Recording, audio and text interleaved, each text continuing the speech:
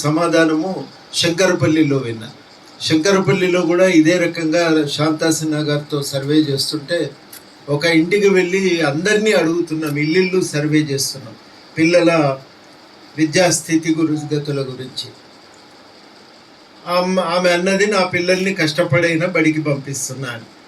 నేను కూడా మళ్ళీ అదే ప్రశ్న అడిగిన, చదువుకుంటే ఏమొస్తుందమ్మా, ఏమన్నా ఉద్యోగాలు వచ్చేదైతే లేదు కదా, మరి ఎందుకు చదివిస్తున్నావు అంటే, నేను బస్ స్టాండ్కి పోతే బస్ మీద ఏం రాసినదో నాకు తెలియదు సార్, వాళ్ళని వీళ్ళని అడిగితే సమాధానం చెప్పరు, ఒకరు పోమ్మ వాళ్ళని అడగంటారు, ఒకరు ఎక్కిరిస్తారు.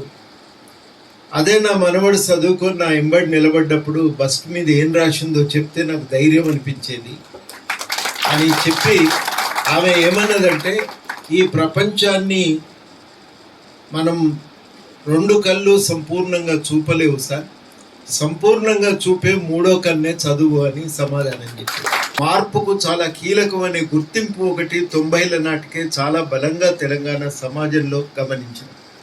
ఈ మార్పుకు తగ్గట్టుగా విద్యావకాశాలు లేవు అనే ఒక అసంతృప్తి అయితే సమాజంలో పెరిగిపోతూ వచ్చింది. అందుకనే తెలంగాణ ఉద్యమ క్రమంలో ఆంధ్ర తెలంగాణ మధ్య ఉన్నటువంటి అంతరాల గురించి మాట్లాడుతూ, తెలంగాణ వస్తే మనకు చదువుకునే అవకాశాలు పెరుగుతాయి, అది మనం ఆ రోజు కలగన్నటువంటి వాస్తవం. అట్లా తెలంగాణను చదువుకునే అవకాశాలను సాధించుకోవటానికి మరి ఒక ప్రయత్నం జరిగితే KG to PG ఉచితమనే నినాదం ఆ ప్రయత్నం నుంచి వచ్చింది కానీ అది ఆచరణలకు నోచుకోలేదు.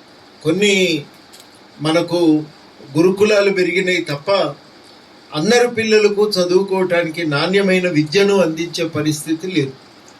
అది పాఠశాల స్థాయిలో పరిస్థితి ఉంటే, డిగ్రీకి తర్వాత యూనివర్సిటీ స్థాయికి వచ్చేసరికి మౌలిక సదుపాయాలన్నీ కూడా విచ్ఛిన్నమైపోయినాయి.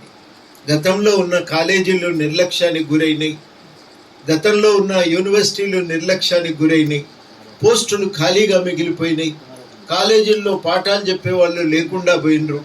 ఇప్పుడంతా కూడా పార్ట్ టైం లెక్చరర్లే, కాంట్రాక్ట్ లెక్చరర్ల సంఖ్య కూడా తగ్గిపోతున్నది. మొత్తంగానే మౌలిక సదుపాయాలు దెబ్బతిని యూనివర్సిటీల్లో ఉన్న కనీస బోధన అవకాశాలు కూడా రోజు రోజుకు చెదిరిపోతున్నాయి. ఈ స్థితి నుంచి బాగుపడటం ఎట్లా అనేది ఇవాళ అందరి ముందు ఉన్నటువంటి ప్రశ్న.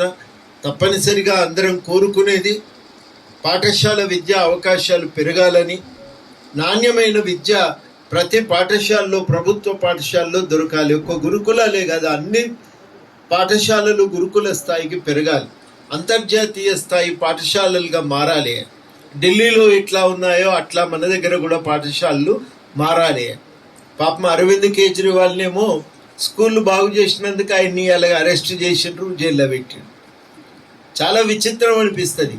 గుజరాత్లో నేరం చేసినటువంటి వాళ్ళనేమో వీళ్ళే క్షమాభిక్ష పెట్టి వదిలిపెట్టి, స్కూలు విద్య లాంటివి బాగు చేస్తున్నటువంటి ఒక వ్యక్తిని మాత్రం రాజకీయంగా ఎదుర్కొనే ఆలోచనతో, దెబ్బగొట్టేటువంటి లక్ష్యంతో ఆయనను మాత్రం ఇలా అరెస్టు చేసి జైల్లో పెట్టడం చాలా శోచనీయమైన విషయం.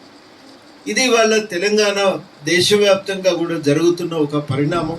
అందుకనే విద్య మీద మనం ప్రత్యేకంగా ఒక ప్రణాళికాబద్ధంగా పోవలసిన అవసరం ఉన్నది. ప్రజా సంఘాలుగా మన బాధ్యత ఏంటంటే, ప్రణాళికలు మనమే రూపకల్పన చేయాలి, వాటి సాధన కోసం ప్రయత్నం చేయాలి.